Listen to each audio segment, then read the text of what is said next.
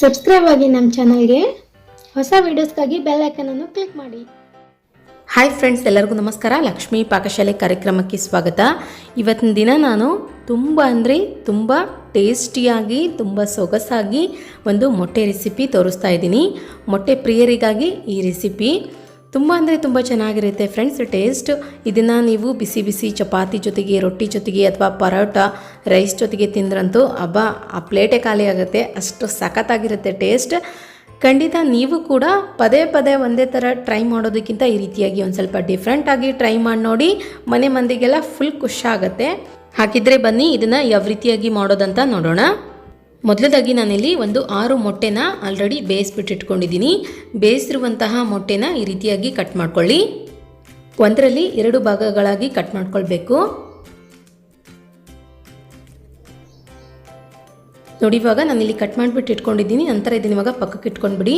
ಅದಾದ ನಂತರ ಒಂದು ಮಿಕ್ಸಿ ಜಾರ್ ತೊಗೊಳ್ಳಿ ಫ್ರೆಂಡ್ಸ್. ಅದಕ್ಕೆ ನೀವಾಗ ಒಂದು ಇಡಿಯಷ್ಟು ಕೊತ್ತಂಬರಿ ಸೊಪ್ಪನ್ನು ಕ್ಲೀನಾಗಿ ವಾಶ್ ಮಾಡ್ಕೊಂಡ್ಬಿಟ್ಟು ಹಾಕ್ಕೊಳ್ಳಿ. ಅದಾದ ನಂತರ ಒಂದು 2 ಗಡ್ಡೆಯಷ್ಟು ಬೆಳ್ಳುಳ್ಳಿನ ಪೂರ್ತಿಯಾಗಿ ಸಿಪ್ಪೆ ಸುಲಿದು ಹಾಕ್ಕೊಳ್ಳಿ.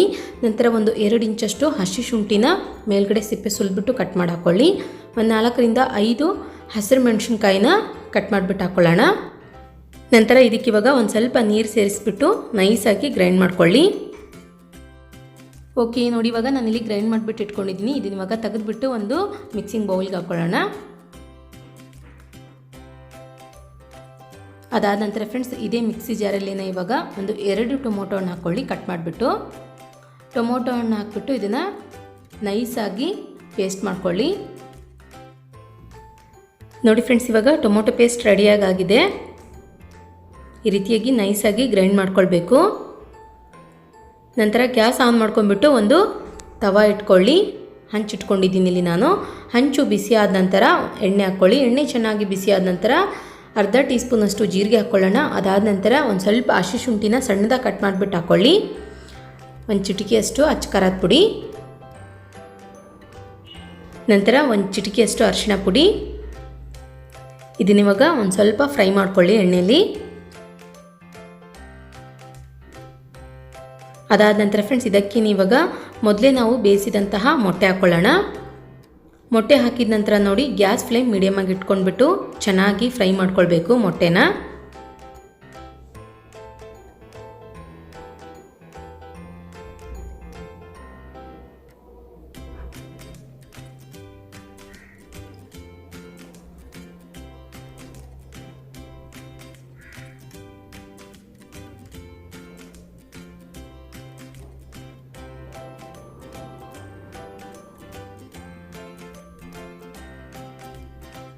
ನೋಡಿ ಫ್ರೆಂಡ್ಸ್, ಇವಾಗಿದು 2 ಕಡೆನೂ ಚೆನ್ನಾಗಿ ಫ್ರೈ ಆಗಿದೆ.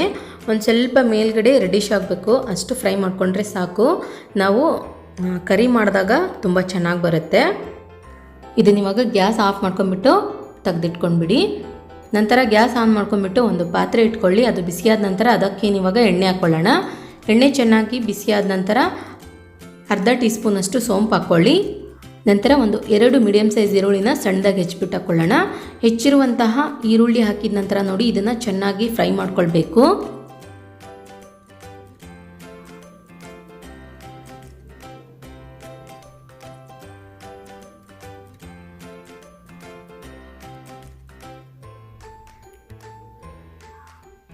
ಅದಾದ ನಂತರ ಮೊದಲೇ ನಾವು ಪೇಸ್ಟ್ ಮಾಡಿದಂತಹ ಕೊತ್ತಂಬರಿ ಸೊಪ್ಪು ಮತ್ತು ಮೆಣಸಿನ್ಕಾಯಿಗೆ ಏನು ಪೇಸ್ಟ್ ಮಾಡಿರ್ತೀವಲ್ವ, ಆ ಪೇಸ್ಟ್ ಹಾಕ್ಕೊಳ್ಳೋಣ.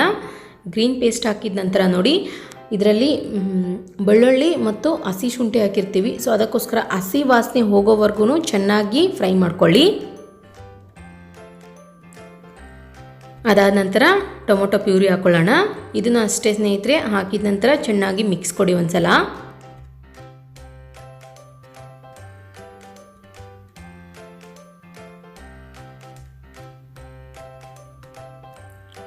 ನಂತರ ಒಂದು ಚಿಟಿಕೆಯಷ್ಟು ಅರಿಶಿಣ ಪುಡಿ ಹಾಕ್ಕೊಳ್ಳಿ. ಅದಾದ ನಂತರ ಅರ್ಧ ಟೀ ಸ್ಪೂನಷ್ಟು ಧನಿಯಾ ಪೌಡರ್, ಅರ್ಧ ಟೀ ಸ್ಪೂನಷ್ಟು ಗರಂ ಮಸಾಲ, 1 ರಿಂದ 1.5 ಟೀ ಸ್ಪೂನಷ್ಟು ಅಚ್ಚ ಖಾರದ ಪುಡಿ. ನಂತರ ರುಚಿಗೆ ತಕ್ಕಷ್ಟು ಉಪ್ಪು ಹಾಕ್ಕೊಳ್ಳೋಣ. ಖಾರ ನೋಡ್ಕೊಂಡು ಹಾಕ್ಕೊಳ್ಳಿ, ಯಾಕಂದರೆ ನಾವು ಹಸಿರು ಮೆಣಸಿನ್ಕಾಯಿ ಬಳಸಿರೋದ್ರಿಂದ ತುಂಬ ಖಾರ ಅನ್ನಿಸ್ಬಹುದು.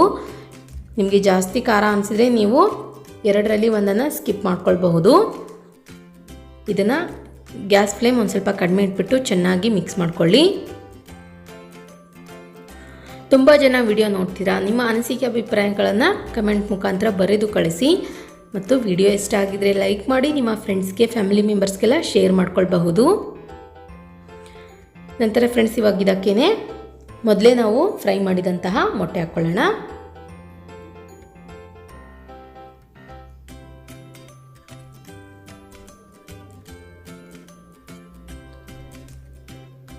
ಮೊಟ್ಟೆ ಹಾಕಿದ ನಂತರ ನೋಡಿ ಇದನ್ನು ಚೆನ್ನಾಗಿ ಮಿಕ್ಸ್ ಮಾಡ್ಕೊಳ್ಳೋಣ ಒಂದ್ಸಲ.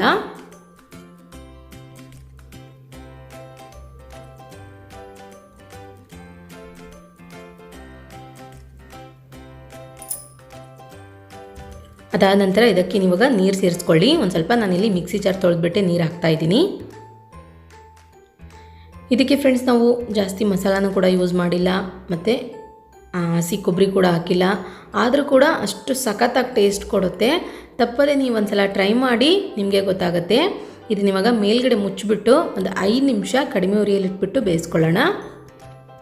ಓಕೆ ಫ್ರೆಂಡ್ಸ್, ಇವಾಗ ಒಂದು 5ರಿಂದ 10 ನಿಮಿಷ ಕಂಪ್ಲೀಟಾಗಿ ಆಗಿದೆ. ಚೆಕ್ ಮಾಡ್ಕೊಳ್ಳೋಣ. ವಾವ್, ನೋಡಿ ಇವಾಗ ರುಚಿಕರವಾದ ಎಗ್ ಮಸಾಲ ಕರಿ ರೆಡಿಯಾಗಿದೆ. ಇದಕ್ಕಿವಾಗ ಒಂದು ಸ್ವಲ್ಪ ಕೊತ್ತಂಬರಿ ಸೊಪ್ಪನ್ನು ಕ್ಲೀನಾಗಿ ವಾಶ್ ಮಾಡಿಬಿಟ್ಟು ಕಟ್ ಮಾಡಿಬಿಟ್ಟು ಹಾಕ್ಕೊಳ್ಳಿ. ಇದನ್ನು ನೀವು ಬಿಸಿ ಬಿಸಿ ರೊಟ್ಟಿ ಜೊತೆಗೆ ಚಪಾತಿ ಜೊತೆಗೆ ತಿಂದ್ರಂತೂ ಹಬ್ಬ ಪಾತ್ರೆನೇ ಖಾಲಿ ಆಗುತ್ತೆ, ಅಷ್ಟೇ ಚೆನ್ನಾಗಿರುತ್ತೆ ಟೇಸ್ಟ್. ನೋಡಿದ್ರಲ್ಲ ಯಾವ ರೀತಿಯಾಗಿ ನಾವು ಸುಲಭವಾಗಿ ಮಸಾಲ ಎಗ್ ಕರಿ ಮಾಡೋದಂತ. ನಾನು ಮಾಡಿರೋ ಈ ರೆಸಿಪಿ ನಿಮಗೆ ಇಷ್ಟ ಆಗಿದ್ದರೆ ಪ್ಲೀಸ್ ಲೈಕ್ ಮಾಡಿ, ಶೇರ್ ಮಾಡಿ, ಕಮೆಂಟ್ ಮಾಡಿ. ಇನ್ನಷ್ಟು ಈಸಿ ರೆಸಿಪೀಸ್ಗಾಗಿ ನಮ್ಮ ಲಕ್ಷ್ಮೀ ಪಾಕಶಾಲೆ ಚಾನಲ್ಗೆ ಸಬ್ಸ್ಕ್ರೈಬ್ ಆಗೋದು ಮಾತ್ರ ಮರಿಬಾರ್ದು. ಮತ್ತೆ ಒಂದು ಇಂಟ್ರೆಸ್ಟಿಂಗ್ ರೆಸಿಪಿ ಒಂದಿಗೆ ಬರ್ತೀನಿ ಮುಂದಿನ ಸಂಚಿಕೆಯಲ್ಲಿ. Keep watching. Thank you. Bye.